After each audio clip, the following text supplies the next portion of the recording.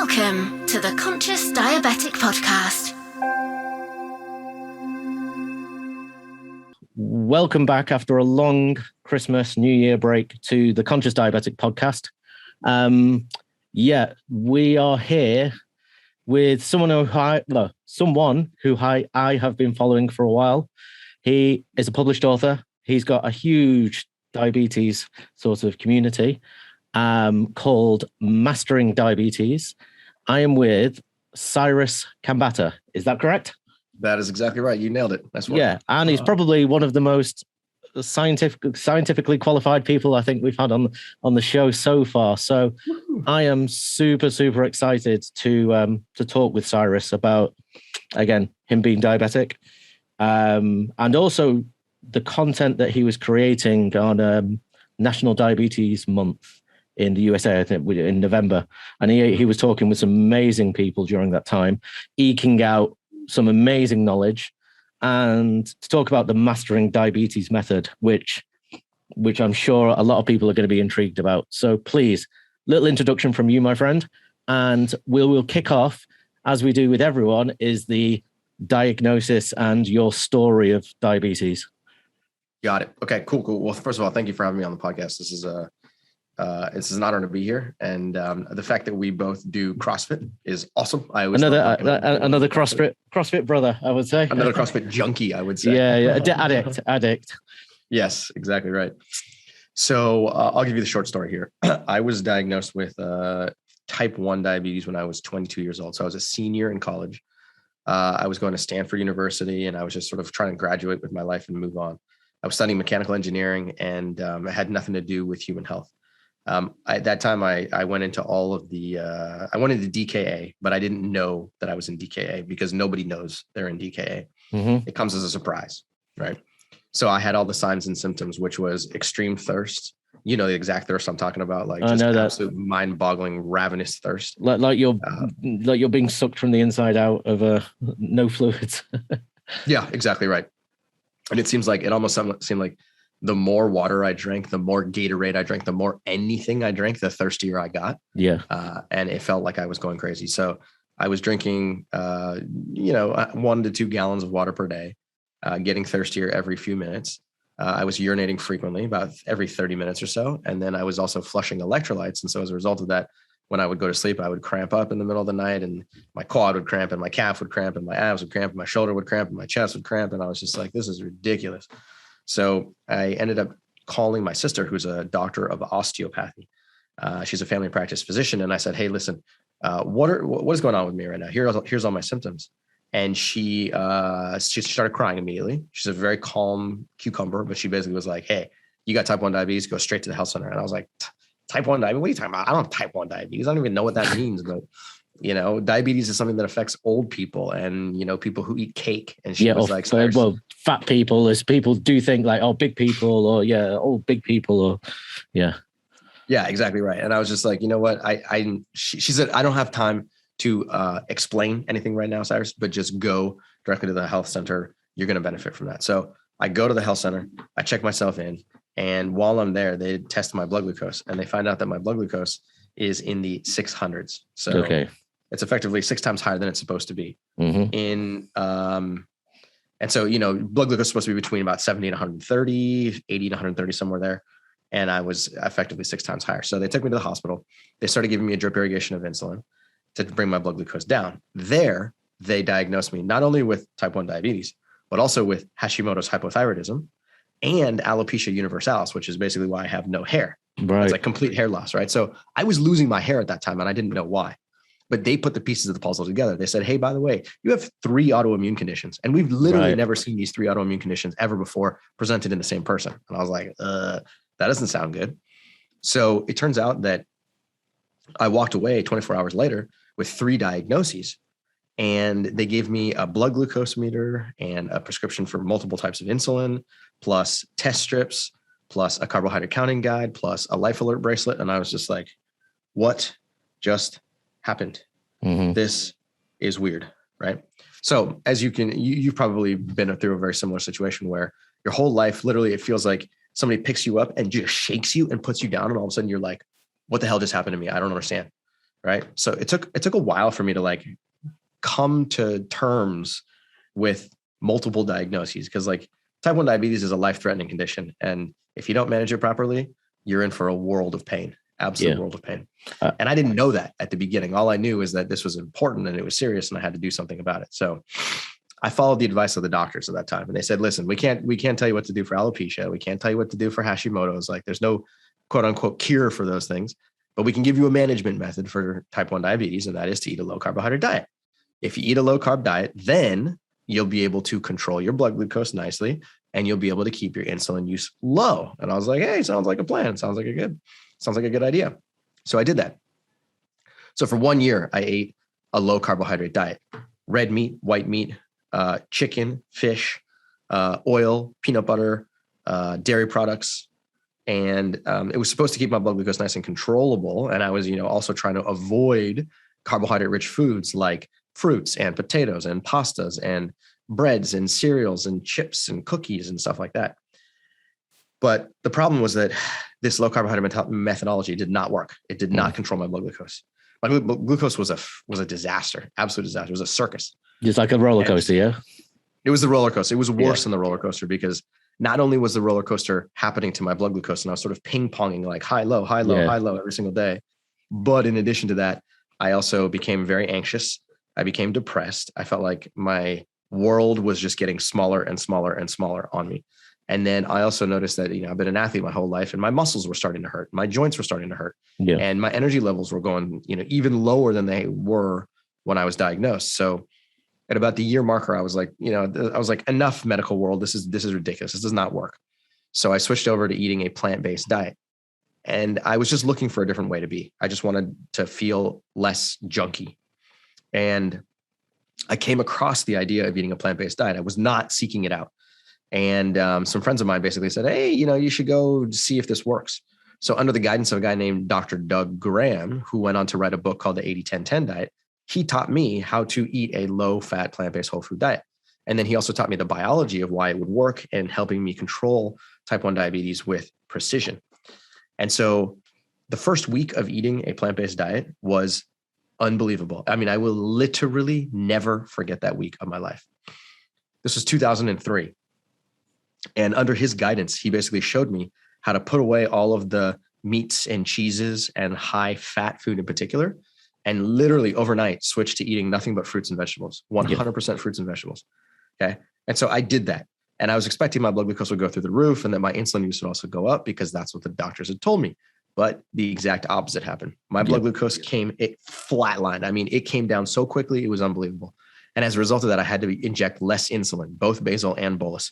Less today, less tomorrow, less the next day, so on and so forth. I started out at about 45 units of insulin per day. And by 1 week, I went from 45 down to 25 units of insulin per day. Yeah, okay? Sorry, my dog's there. So no worries. He likes to interject a little bit. Just one quick question. Just you're roughly what 41 years old then? I am 41 years old at this point. 41 years old. Okay, cool. Just to clarify, when you started all this off when you were at college and sort of your journey now. So cool. Yes, exactly right. So, so at that time, okay.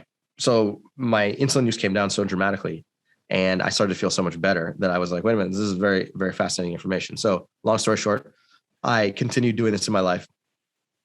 And my blood glucose became even more controllable than it ever had been.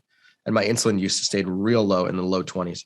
I was more active. I was more hydrated. I could sleep better. I had no anxiety anymore. And I felt like $1 million. So I put myself back to graduate school so I could go get a degree in nutritional biochemistry because I wanted to really learn the science. And while I was at UC Berkeley for 5 years to study nutritional biochemistry, I was given the task of learning everything I could possibly learn about diabetes. Not only type 1 diabetes, but in particular, type 2 diabetes and prediabetes. So my job is to figure out what causes it, how do you induce it using your diet, and how do you reverse it using your diet and using exercise and or using calorie restriction. And so while I was at UC Berkeley, I was able to perform hundreds of experiments. And there we learned the ins and outs of what's called insulin resistance, the underlying condition that influences all forms of diabetes. And it was a mind-blowing experience to be able to equip me with the knowledge to be able to go and help real people. So I created Mastering Diabetes that I now run with my wife, who is a registered nurse and absolutely brilliant. And then my co-founder, Robbie Barbero, also lives with type 1 diabetes. And we created a platform that helps people with all versions of diabetes, either reverse prediabetes and type 2 diabetes or manage type 1 diabetes with absolute precision. Yeah. So here we are today. So I know exactly what you're saying there, because I started doing the plant-based diet roughly about 10 years ago. Okay. And the world changed when that did happen. The world did change. And I've said this before, I'm a data analyst as well. I'm a programmer. I've done like loads of things. And my wife's in the medical trade as well. And it's like, I treat myself as a science experiment. And I really do. I like to log data and do things, change variables and change other things. And like you say, when you do change, when you do feel better, that power comes from feeling better. And then you go, when something feels good, I'll do more. And that's all that I started doing. I was lucky to meet a doctor from Switzerland, who's one of the world's leading diabetologists, who's retired now. And I stayed with him for a weekend, and he taught me the finer points of managing diabetes. And one of those was food. I'm a religious measurer of portions, weights, times, insulin. And it does transform as well when you do the plant. I remember when doing the plant-based diet, and also another big part of it for us CrossFit people, for most, and that's something I can't go through more heavily, is fitness and exercise. That integrated with the plant-based diet, and also with some, say, mentoring from people like yourself, is the trifecta for leading a happy diabetes lifestyle, I think. 100%. In my opinion, because when you have that fitness, when you have like good food going in, because you're out, I always think the outgoing part of you is only a reflection of the inside part of you. Of if there's good things going in, if there's good nutrition, good control, that only comes out of you in very good ways. So we've been through life experiences, life after diagnosis. The scientific part is, how deep dive did it go for you with the science part of the diabetes? It went real deep. So like I was alluding to before, insulin resistance is really like it's the underlying condition that causes prediabetes and type 2 diabetes. And I think majority of the diabetes population knows that, except there's this completely unnecessary debate as to what causes insulin resistance from your diet. And the reason I say unnecessary is because if you go into the scientific literature and you read journal article after journal article of studies that are performed in laboratory animals, both mice and rats, as well as experiments that are performed in humans, the answer about what causes insulin resistance is relatively clear, right? It's an excess consumption of dietary fat, especially saturated fat. And scientists have known this literally since the 1920s, except that's what's happening in the scientific world. And there's plenty of documented evidence about that. We can literally go through as much science as you want to like prove that is the case.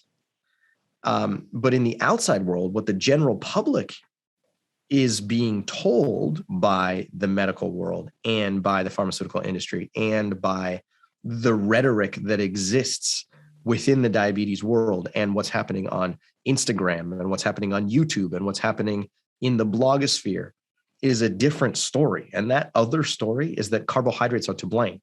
Carbohydrates are the problem. Yes. And it's these things called carbs that actually cause insulin resistance and make you more diabetic over the course of time, even though from a scientific perspective, that is only a true statement when talking about refined carbohydrates that come from processed sources, and only when consumed in a high fat environment. That's it. I did an episode on this called "Carbohydrates Are Not the Enemy," because there's no definition with they don't define the carbohydrate for one, and then they just say carbs are bad. And then I roll my eyes, and then this thing. There was another guy, a professional bodybuilder, I had on as well, and we everyone that I speak to, we have this same frustration about about carbohydrates or about fitness or about doing certain things, and I can eat 300 grams of carbohydrates with no issues whatsoever. Yeah, exactly right. No issues whatsoever, and flatline. Would say but that carbohydrate in particular is lentils. That's my power food. Oh, no way. Okay. Yeah. My power food is lentils. I can eat it all day long, up to 300 grams, and it gives me enough energy, protein, everything that I need to do an insane amount of exercise as well. Mm-hmm. But yeah, when you do speak with some people, they have this fear about pastas and all the other things, about you're eating the wrong type of carbohydrate. You're being fed the wrong information. And this is what we're trying to change as well. Yeah, exactly right. So I do believe that, like, if we just cleared up as a society the words that we use to describe carbohydrates and really get to a point where we're talking about them in a more educated manner, it could clear up a lot of confusion. Yeah. So, rather than using just the word carbs isn't even a word, but carbohydrate, it is necessary to put a modifier in front of that word. Yeah. So carbohydrates, are a class of molecule that exists in nature, and they're all over the place. Okay. And carbohydrates are found in fruits. They're found in starchy vegetables. They're found in whole grains. They're found in legumes. They're also found in wood. They're also found in paper products, right? They're also found in cellulose as a carbohydrate. Cellulose is fiber, and that is completely indigestible, right? So no matter where you go, you're constantly being bombarded with carbohydrates. Some of them are edible. Some of them are not edible. Some of them are digestible. Some of them are not digestible. So for you or anybody else to say carbohydrates are bad for you is just like it's a complete lack of specification, and it leads to a lack of clarity, which then leads to a lot of confusion. Yeah. Instead, what I think would be more appropriate is if people use the word either refined carbohydrate or whole carbohydrate. That right there clears up most of it. So what the low carbohydrate world should be saying, which very few people would ever disagree with, is minimize or completely eliminate your consumption of refined carbohydrates. Yes. Breads, cereals, pastas, sugar sweetened beverages, pastries, bear claws, waffles, cookies, brownies, those types of foods. If you're diabetic and eating bear claws, then again, I do know what they are, but you're crazy anyway. Yeah, right. But you'd be surprised. A lot of people are still doing this, right? So, that'll be my treat. But if you were to literally minimize or eliminate those refined sources of carbohydrate, then you would be doing yourself a huge favor. Yeah. Because it would also improve the health of your liver. It would improve the health of your muscle tissue. It would improve the health of your brain, your vasculature, you name it. Yeah. But in substitution for those refined carbohydrate, the research shows that increasing your intake of whole carbohydrates that come from fruits and starchy vegetables and legumes and whole grains is a very powerful anti-diabetes strategy that also has other disease reducing effects, including it can lower your cholesterol value, it can lower your blood pressure, it can lower your risk for Alzheimer's disease, it can lower your risk for fatty liver disease, it can lower your risk for chronic kidney disease, it can lower your risk for coronary artery disease, and the list goes on. Yes. So people have to get to a point, we have to evolve as a species where we're talking about whole carbohydrates as a powerful addition to your diet to reverse chronic disease, and refined carbohydrates as a negative addition to your diet that is going to cause chronic disease. And when we make that distinction, things become a lot more clear. Yeah, I think there's a necessity for people to take a more involved role in themselves, not just their diabetes, but in terms of their body composition, which can tell them a lot as well. As you said, like fatty liver disease being visceral fat. So most people don't really know their visceral fat. I'm quite a crazy person, and I do know every part of my body composition, and trying to reduce my body fat, reduce my visceral fat. And because you know that those bringing those numbers down does give you a massive benefit to your diabetes. At one point I was 20 1% body fat. This was before I started writing my book. And then at the end of the 100 days, when I did my book thing and got everything down and finished my challenge, I went to 9.9% body fat. 9.9. Yeah, in 100 days. Through doing CrossFit, I was training 2 hours a day, roughly 2 hours a day, and doing crazy things. But I went from, I dropped about 40% basal insulin, roughly. I went from about 24, 25 units down to about 16 units a day. Wow. And then I was only bolusing. But then as I was less in body fat, I was reacting so much quicker to food as well that I was consuming. It's really crazy. The cleaner your system, and this is anecdotal. This is my interpretation was food went in very quick. I reacted to it very quick. I was more energized than ever. Like I could feel water running down like every single part of me when I was drinking. It's like obviously, as you said, it reduces inflammation in all your points in your body as well. So you become more sensitive to everything. This is what I was finding. Now, apart from the carbohydrate thing, I'm not a proponent of keto for diabetes. Because it is there's too much conversation in the diabetes world, especially on Facebook and other places that I'm a member of and have a look, that people are always pushing keto. They seem to do it without vocalizing the damage that it can cause. And people are quite blissfully ignorant about this part. So what is your take on keto? I'm in the same boat as you. It's not that I don't like keto because I have something against the keto philosophy or something against the ketogenic, the people who do the ketogenic advocates. The reason why I don't like ketogenic diets is because the ketogenic science doesn't add up. Okay. So again, if you go take a look at the evidence-based research to try and gain an understanding of whether or not the rhetoric in the outside world that a ketogenic diet will save your life and reverse diabetes and improve your heart disease and reverse chronic kidney disease and beyond. If you try and figure out if that's true by going into the scientific literature, again, you're going to find something completely different. Yeah. The scientific literature does not support that in any way, shape, or form. It raises kidney failure. I was talking with a friend of yours as well, who we had on, Paul Coker. And you need carbohydrates for brain function. Optimal brain function was about 160 grams a day. I think it was for optimal brain function, roughly 120 to 160. Yep. So having a ketogenic diet, you're going to have cognitive disability, shall we say. You're going to have issues through the day with keto. So absolutely. Yeah. So yeah, I'm glad we're on the same page with that as well. And we're trying to push the healthiest options for diabetics to make change in their life without it negatively affecting their day-to-day function, shall we say? Yes, absolutely right. And that's one of the problems, I think, also in the world of ketogenic diets, if you don't mind me just adding this last part. No, of course. Is that so often in the world of diabetes, people become fixated on short-term results. Yes. And this also has a lot of parallels with the weight loss industry, because if you go to the grocery store and you take a look at these magazines that are marketed to you in the checkout line, it's all about short-term, right? Lose 15 pounds in the next 30 days, fit into this bikini, get magical abs, right? Everybody cares about like, what can I do in the next month or 2 months in order to like really dramatically improve my health?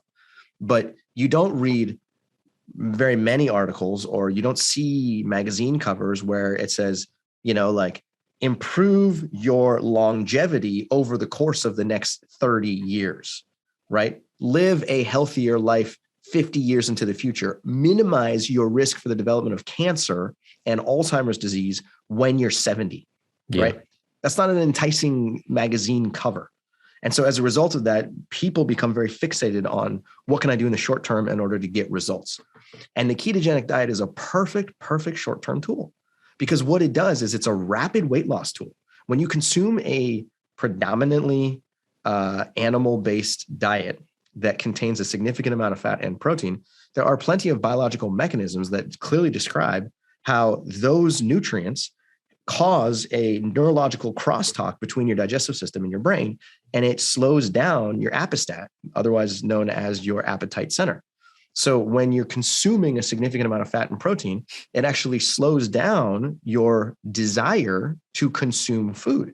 And as a result of that, you eat less food, often resulting in eating less calories, which then results in losing weight.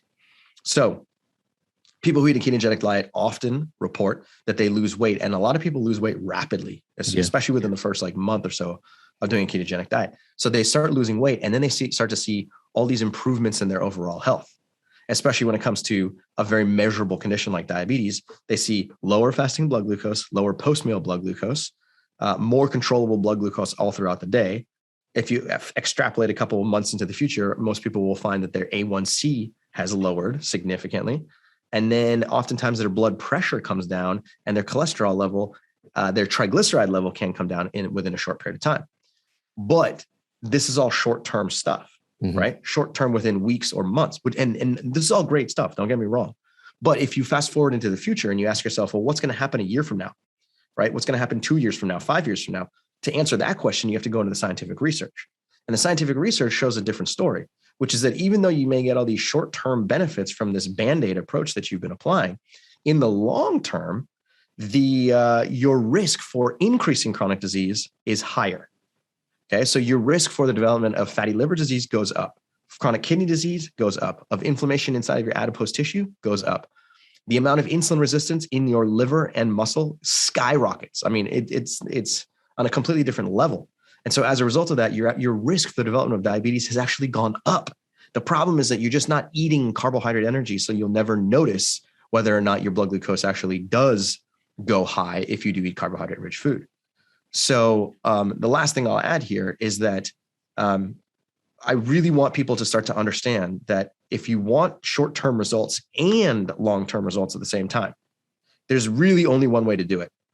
And I've read thousands and thousands of papers to try and figure out, how can you get both short-term and long-term results? And every single time I ask that question and I look into the research and try and answer that question, the answer comes across every single time is eat a nutrient-dense diet that contains as much plant material as humanly possible. The more plant material you consume, the more fiber you consume, the more fruits you consume, the more vegetables you consume, the more whole grains you consume, the more legumes you consume, the better your short-term health will be, and the better your long-term health will be, period. End of story. No discussion. You just described my diet. So my food. There you go. Yeah, but one I think I'd like to add to that as well, and it might be a strategy where people need to consider, as you say, to eliminate short-term gain at the moment and try and I consider it reprogramming of one's brain, and to integrate and only think of long-term strategy. Yeah. And again, for me, is to do that food, because it can be quite a mental stress for people to implement so much change in a short period of time as well, which through discussion I've seen people it can be having diabetes is overwhelming anyway. And if you're newly diagnosed, it's really quite a lot. Then you've been told sorry, but fuck, you've got to eat all this food. You've got to do this, you've got to do this, you've got to do this, you've got to do this. And yeah, as you said, the world closes in on their mind. So this approach of take it slowly, integrate long-term, take things like step by step, and try and make small changes, see the results, and follow a plan. The path has already been walked. So why try and walk a different path to get a different result where, as you said, the papers are there, the science is there, the methods are there. There's it's all there staring you right in the face. If you follow it, you will have a good life ahead. Absolutely. One other thing is, again, I always found at my best results, my most flattest lines have always been when I exercise first thing in the morning. Yep. Even 30 minutes. Resistance band exercise is probably one of the best things I can say for people to do. It doesn't involve heavy weights, but resistance band also stimulates and works all the muscles, without putting amazing amount of stress on you. And then I also exercise in the evening.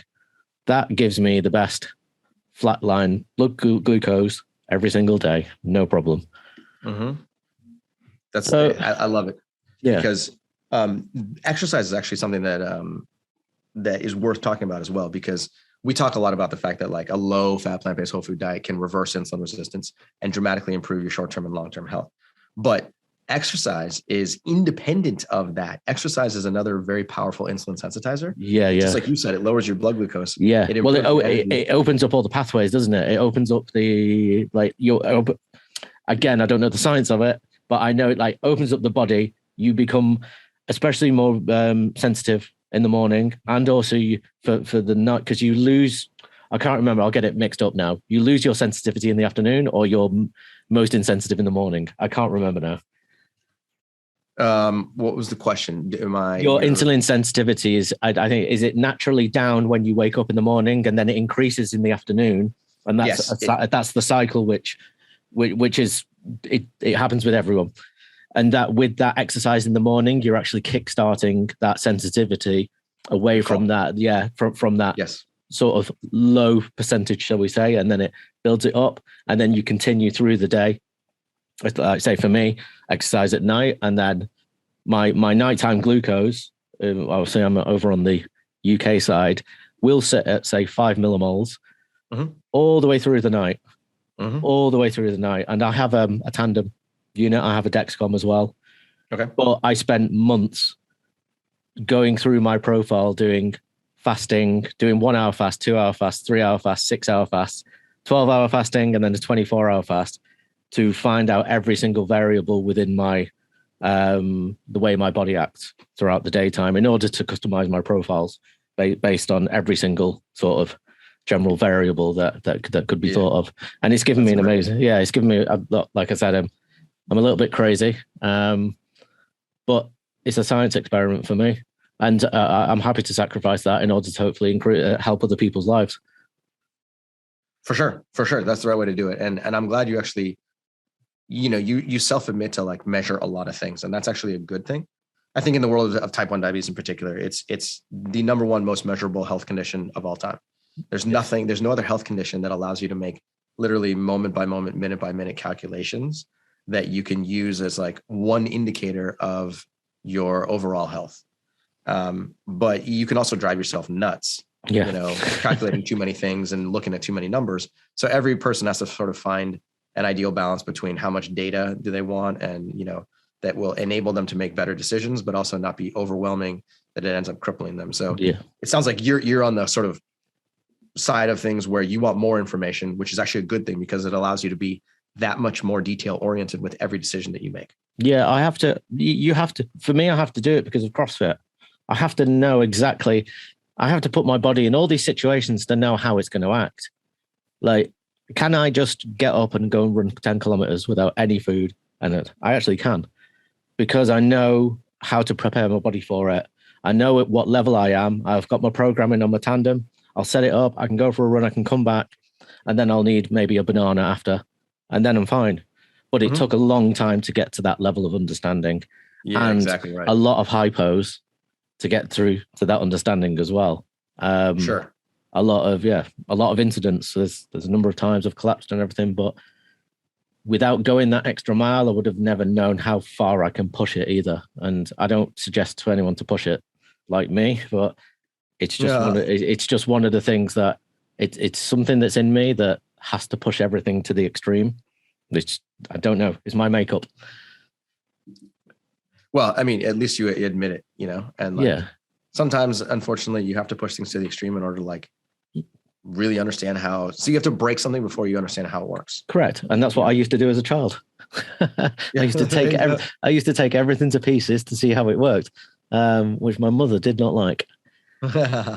So, what's your treatment regimen? Do you have any technology, or what do you do with your diabetes then? I choose not to use very much technology. I don't have a CGM because I don't want to look at my blood glucose that frequently. I use literally a blood glucose meter from one drop. Yeah. And that sort of like sends information to my phone, and I take a look at my phone every so often. But I'm pretty old school in particular. I use that meter. I check 10 times a day. And then I use syringes to inject both basal insulin as well as bolus insulin. Okay. That's it. Nothing fancy after that point. And I found that personally, using this system enables me to control my blood glucose brilliantly. So I've tried a CGM and thought it might be more beneficial because it would give me more insight into what my glucose is doing on a minute by minute basis, but it drove me nuts. And I was like, I don't want to deal with this. So I ended up getting rid of that system, and it's made a big difference for me. Interesting. Yeah, I like that variation again, because for me, from being a child, I prayed for this technology. I prayed. It was one of my dreams to have this. It came, and I was like, this is the best thing in the world. And then like I do come off the pump sometimes, and I go back to injections, because it's I always have to be prepared for the worst case scenario, in that what happens if the pump breaks or it gets lost. I'm not stuck in the dark without having to go, not like, oh, how does my insulin profile work, or what's the profile of this when this does this. And so, yeah, I don't, it's not good to rely on technology, but always have a plan B, which I think most diabetics do. So any significant stories that you would like to share within sort of, I don't want to take it down a bad route, but anything that scared the life out of you at one point, apart from your diagnosis, or like, and how did you get over that? Yeah. Okay. So let's transport ourselves backwards in time. We'll go to like the year 2000 and I think it was like 2016, maybe 2015. Like I said, I inject two different types of insulin, basal insulin and bolus insulin. And I inject basal insulin before I go to sleep. I give myself approximately 11 units. At least at that time, I was giving myself 11 units. And that is just the right amount of insulin to keep my blood glucose nice and level overnight. And then when I wake up in the morning, I start injecting bolus insulin when I eat food. Yep. So one night when I went to sleep, I accidentally injected 11 units of bolus insulin instead of basal insulin. And then went to sleep. And then I went to sleep. Luckily, my wife was lying down right next to me. And when I woke up about 2 hours later, I had to sweat through all of the sheets, everything, the comforter, you name it. And I was actually in the process of having a seizure. I was like, my hands were clenched right up here. And I was like, I remember my eyes were closed, but I knew that I was doing something very strange. Yeah. And it almost felt like I was in a straitjacket and I was just like trying to get out of this thing. And I didn't know what I was doing. Luckily, my wife picked up the phone and she first of all, she got the glucagon syringe and she drew up some glucagon and stabbed me in my thigh and gave me that as a temporary way to bring my blood glucose back up. Yeah. And then she called 911 and they were there within 15 minutes and took me to the hospital and checked me in. And, in hindsight, when I was going through that process or like right after that process, I was like, oh my God, like it didn't occur to me just how fragile this system can be. Like I dial things in like with a lot of detail and I want to, I make sure that like I spend a ridiculous amount of time getting the right food, studying the right information, trying to help other people out and making sure that my regimen is like down pat. But I made one mistake, and that one mistake was to switch insulins on accident because I'm human and I make mistakes. And that mistake nearly cost me my life. And if it wasn't for my wife who was there with me that day, who knows? I literally may have never woken up. Yeah. Right. And so she literally saved my life. And it just blows my mind how important every tiny little micro decision really truly is.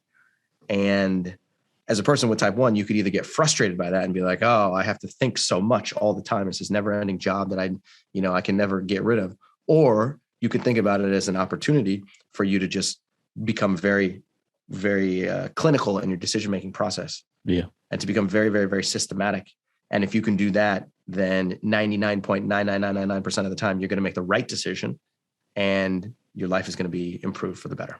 There's two mindsets there. Now, this was something I only really, I talk about this in my book and I talk about this over the last few years. I decided on this analogy about how again, I don't want to name like names of organizations that purport to promote diabetes healthcare, but most people want to fight diabetes. Mm-hmm. Now, Exactly. There's no winners in fighting. Mm-hmm. There's no winners. There is a winner in fighting, and it's never usually you. So when I had the fighting mindset, I was the one that was always losing, and I was the one that was always getting frustrated. I was the one that there was always problems. There was always a victim, and that was me. Yes. I switched it to being a friend, being a partner with my diabetes. Smart. And that's when things really improved, because I wasn't being an enemy with myself then. I was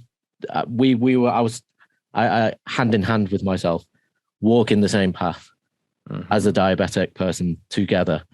And changing that mindset was probably one of the most powerful tools, because it all starts up here first, and then it all then goes down into the body. It reflects, and this is neuroscience as well. It's all well categorized and well done. Like, say, you do your mind, which then feeds into the brain, and then the body listens to the brain, and then that feedback loop goes back in, and then it improves that. And the mindset is so important.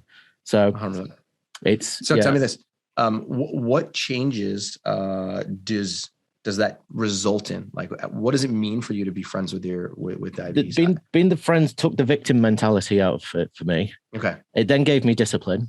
It gave me respect to myself, looking in the mirror.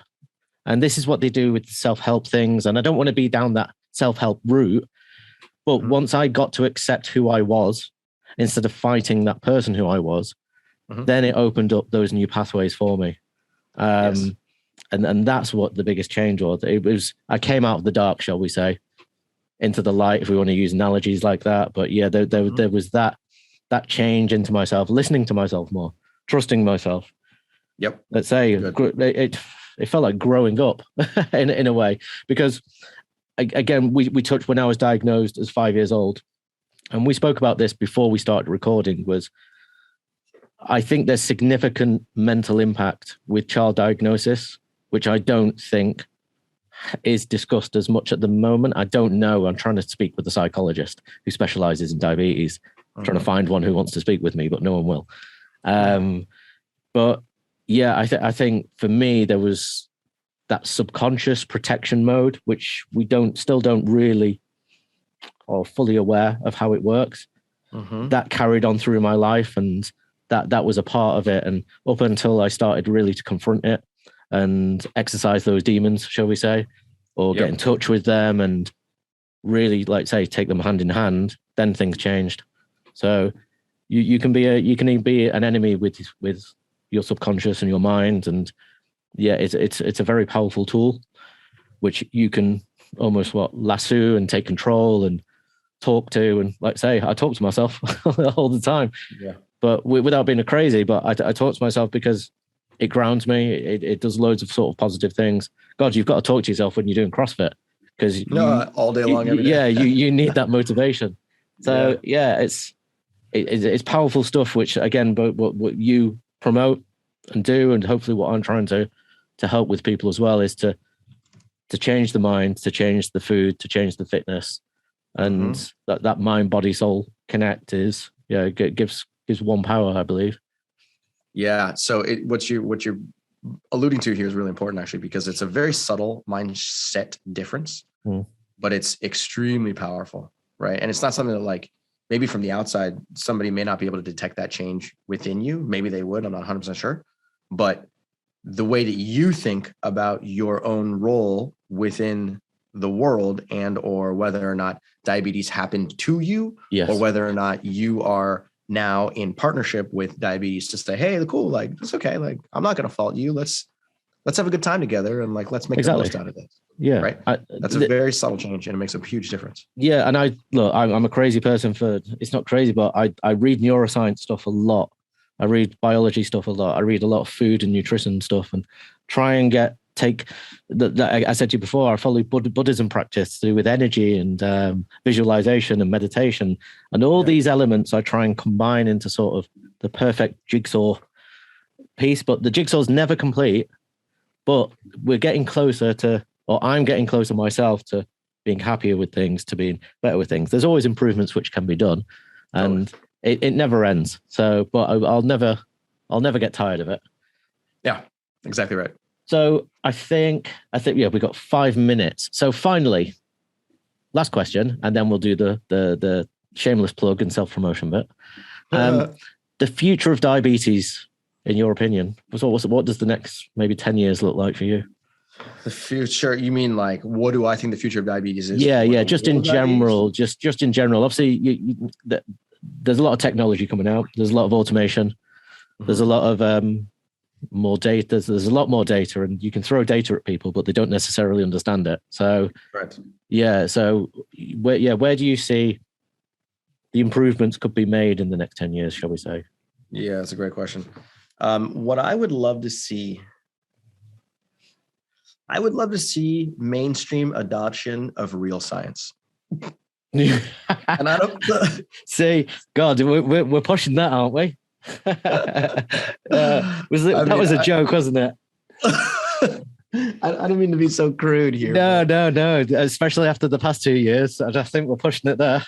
Yeah, exactly right. I mean, in the world, just like we've been talking about here, in the world of diabetes, there's too much of a focus on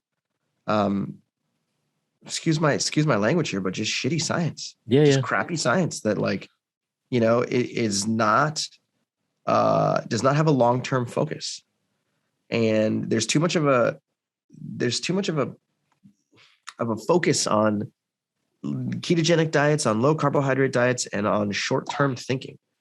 And it's not until people become more better at thinking about the future do I see things changing. But I could see that happening. I could see that happening because there's like a huge focus of longevity in the world of science, and I want to see that continue to evolve into the future. So, there's two parts. People, like, it seems that systems don't like to change. Either they become a power unto themselves, and it's hard to change ingrained, old, outdated, archaic systems, but they do change with time. Yes. And one of them was longevity you speak of. And there's much science on this. And the best thing for longevity with people is to work on your VO2 max, which is your basically cardiovascular, for one of the best results for longevity in your life. Just for anyone that's listening, is work up that cardiovascular and strength. Those two, that they go hand in hand, but don't just go to the gym and do strength. Or do isolation exercises, try and do compound exercises, try and do more cardiovascular stuff that's varied, not just on the treadmill doing the same thing. Do more, do rowing, do cycling, do everything. You will see the benefits out of that. 100%. So, okay, final shameless promotion then. So where can we find you, or be involved with Mastering Diabetes more, and where's your book available, and where can we find you? Awesome. Thank you for the opportunity here. So the best place to find me is if you go to masteringdiabetes.org. That's our website. And what we do is we run a coaching program. The coaching program is designed to take people of all shapes and forms and colors and sizes, living with all forms of diabetes, and help them transition to a plant-based diet so that they can dramatically improve both their short-term and their long-term health. And most importantly, reverse insulin resistance, get rid of insulin resistance using your diet using your food as medicine. So masteringdiabetes.org is the place to start. And then in addition to that, we also have a book that became a New York Times bestseller in 2020. And you can find that book on Amazon. It's just called literally Mastering Diabetes.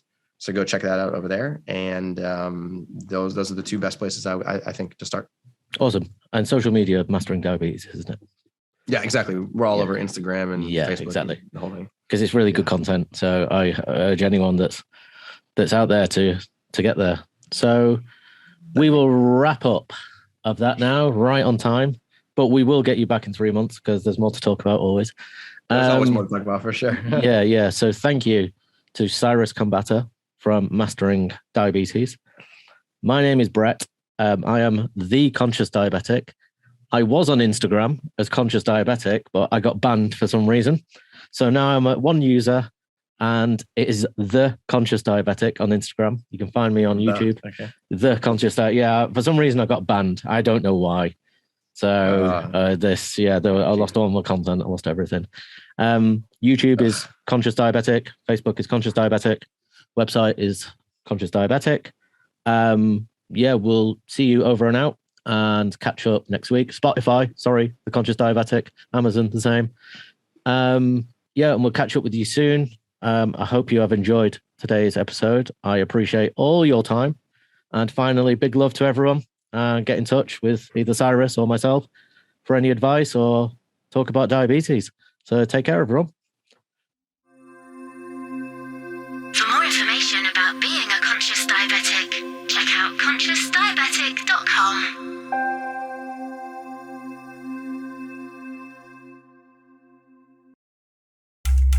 Check out our Conscious Diabetic socials on Instagram and Facebook at Conscious Diabetic. Are you a conscious diabetic? Leave us your reviews and feedback. Thank you for listening. Thank you for listening. Thank you for listening. Big love. Love. Love. From all of us.